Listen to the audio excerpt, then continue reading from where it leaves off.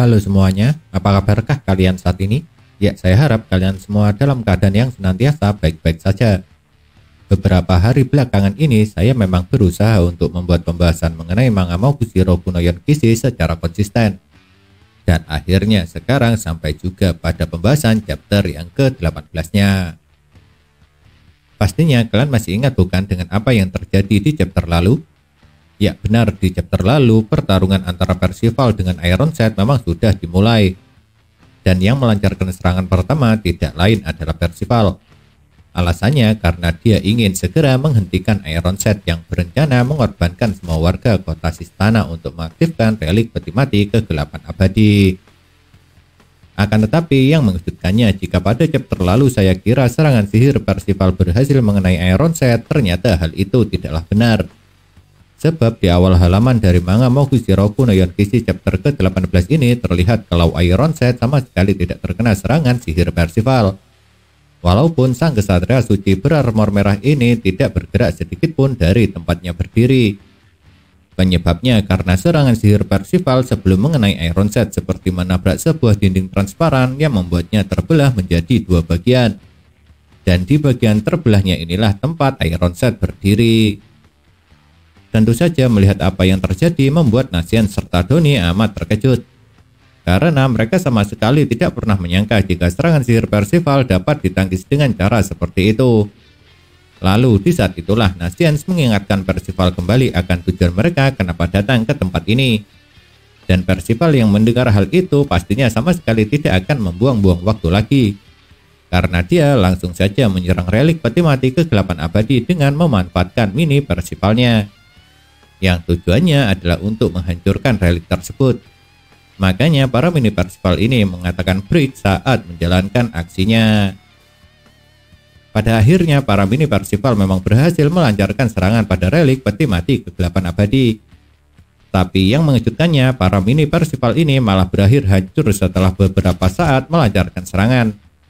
Itu artinya relik peti mati kegelapan abadi mempunyai pertahanan sangat kuat, yang membuatnya tidak bisa dengan mudah dicerai-beraikan di saat tengah diaktifkan. Ironset pastinya mempertanyakan apakah alasan kenapa Percival datang ke tempat ini adalah untuk mengejar peti mati kegelapan abadi.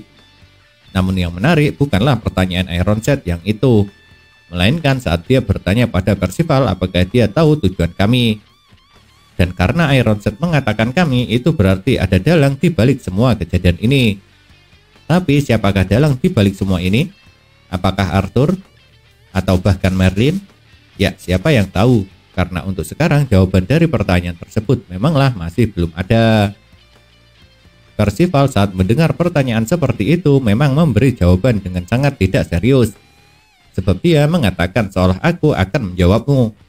Dan setelah mendengar jawaban dari Percival itulah akhirnya Ironset mulai melancarkan serangannya. Serangan sihir kuat yang diarahkan kepada Percival, Anne, Nasian, serta Doni. Memang benar serangan Ironset ini berhasil mereka hindari setelah mendapat peringatan dari Percival. Namun yang membuat mereka terkejut adalah serangan sederhana yang dilancarkan oleh Ironset dengan hanya menggerakkan satu tangannya saja sudah memiliki dampak semengerikan itu. Di mana tanah yang terkena sihirnya langsung berlubang sangat dalam. Dan menurut Nasian, jika sampai terkena serangan itu, maka hanya dengan satu kali serangan saja mereka semua dapat dipastikan akan berakhir tewas. Di manga Mokushiro no Yonkishi chapter ke-18 ini, setelah melancarkan serangan sihir, akhirnya Ironset juga mengakui kalau Percival merupakan anaknya di depan umum. Bahkan dia masih sempat menegur cara bicara serta ketidakdisiplinan Percival. Dan tentu saja saat mendengar hal itu yang terkejut adalah Anne. Karena dalam kelompok itu memang hanya dialah satu-satunya yang tidak tahu kalau Percival merupakan anak dari Ironset. Tapi yang menarik dari kejadian ini jika menurut saya bukan keterkejutan Anne ketika mengetahui kalau Ironset adalah ayah sekaligus orang yang telah membunuh kakek Percival saja, melainkan ketakutan yang ditunjukkan oleh Doni. Pasalnya setelah melihat semengerikan apa kekuatan sihir Ironset, salah satu teman Percival ini malah langsung mengusulkan kepada Nasian serta Anne untuk pergi dari tempat itu. Dan ketika Nasian mempertanyakan tentang bagaimana nanti dengan penduduk kota, Doni sama sekali tidak peduli. Karena menurutnya alasan kenapa mereka datang ke tempat itu hanya untuk singgah. Dan tidak mempunyai urusan dengan para warga kota. Jadi entah apapun yang terjadi pada para warga kota menurut Doni bukanlah urusannya. Pada akhirnya Ane memang tidak mau pergi melarikan diri. Antara bagaimanapun ini adalah kotanya. Sedangkan Asians juga sama dengan Ane. Dia juga memutuskan untuk tetap tinggal. Dan setelah mendengar jawaban yang sama sekali tidak sesuai dengan harapannya itulah akhirnya Doni dengan wajah kesal memilih untuk melarikan diri sendirian. Alasannya karena dia tidak ingin mati. Lantaran jika dirinya mati maka semua impiannya akan berakhir sampai di sini saja. Setelah serangan pertama tidak berhasil, sekali lagi Percival memang ditunjukkan berusaha meminta kepada Ironsides supaya ritual ini segera dihentikan. Dan kalau tidak segera dihentikan, Percival memberi ancaman akan menghancurkan relik peti mati kegelapan abadi tersebut. Yang tentu saja kata-kata Percival ini dianggap konyol oleh Ironsides. Makanya untuk menghentikan kata-kata konyol dari putranya itu, dia langsung saja sekali lagi melancarkan serangan sihirnya. Serangan sihir yang dilancarkan Ironsides kali ini memang lebih kuat daripada sebelumnya. Namun Percival ternyata lagi-lagi berhasil menghindarinya. Dan setelah berhasil menghindar, Percival memang meminta kepada teman-temannya supaya segera menghancurkan relik peti mati kegelapan abadi selama dirinya berusaha melumpuhkan Ironsides. Tapi menariknya, kalau selama ini Ironsides selalu bertarung dengan tangan kosong saat menghadapi Percival, kali ini sangatlah berbeda. Sebab setelah melihat keseriusan Percival, akhirnya sang kesatria suci berarmor merah ini menarik pedangnya. Jika kalian perhatikan dalam pertarungan kali ini, terlihat jelas walau Ironsides menarik pedangnya, dia tidak pernah sama sekali menganggap serius semua serangan Percival. Buktinya dia dapat bertarung serta menangkis semua serangan Percival tanpa harus menoleh sedikit pun. Bahkan meski tanpa menoleh, Ironsides bukan hanya bisa menahan semua serangan yang dilancarkan oleh Percival, melainkan dia juga berhasil memotong pedang yang tercipta dari sihir milik putranya itu. Padahal pedang sihir tersebut sebelumnya telah berhasil mengalahkan Talisker. Namun kali ini dengan kekuatan serta teknik yang sama, pedang sihir itu malah dapat dipotong dengan mudah oleh Ironsides.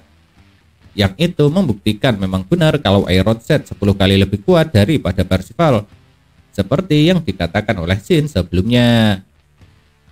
Setelah melihat kekuatan sihir yang digunakan oleh Percival, Ironsides memang menganggap kalau semua itu adalah hasil dari ajaran Varghese. Dan tidak mengherankan jika Ironsides menganggap demikian. Walaupun pada kenyataannya Percival baru mendapat kekuatan sihir setelah melakukan perjalanan. Yang itu artinya Varghese tidak ikut andil dalam terbentuknya sihir milik Percival ini. Di manga Mokushirōku no Yonkishi chapter ke-18 ini, setelah berhasil memotong pedang sihir milik Percival, Ironsides walau tanpa menoleh memang langsung berencana menebas anaknya itu. Dan untungnya tebasan Ironsides berhasil dihentikan oleh Ane dengan rapiernya, yang membuat akhirnya Percival terselamatkan dari tebasan pedang ayahnya tersebut. Namun yang mengejutkannya ternyata kemampuan Ane bukan hanya seperti yang kita lihat saat menghadapi Doni serta Najin saja. Karena ternyata kemampuannya jauh lebih kuat. Buktinya serangan yang dia lancarkan pada Ironsides terlihat lebih cepat dan mematikan daripada serangan yang pernah dia gunakan menyerang Doni serta Naziens. Ironsides saat menghadapi Ane memang mengatakan kalau dirinya tidak suka dengan kesatria suci seorang wanita. Dan kata-kata itu pastinya membuat Ane merasa sangat marah.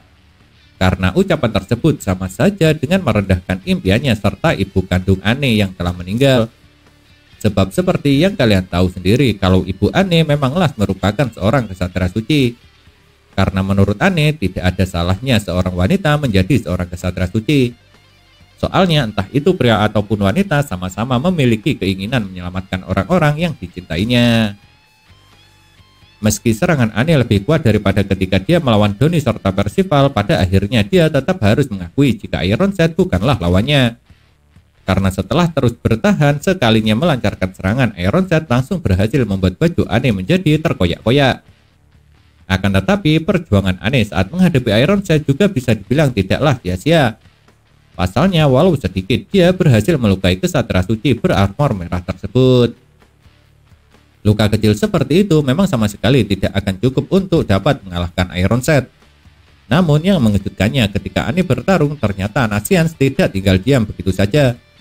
Lantaran entah sejak kapan dia telah menggunakan kekuatan sihirnya dan ikut campur tangan dalam pertarungan tersebut. Yang akibatnya karena serangan aneh telah diberi racun oleh Nasiens dengan menggunakan sihirnya, jadi meski luka yang diderita Ironset hanya sebuah luka goresan, hal itu sudah cukup untuk membuatnya merasa mati rasa. Tentu saja apa yang diperbuat Nasiens ini kalau menurut saya sangatlah hebat. Pasalnya dia berhasil memasukkan racunnya pada tubuh Ironset.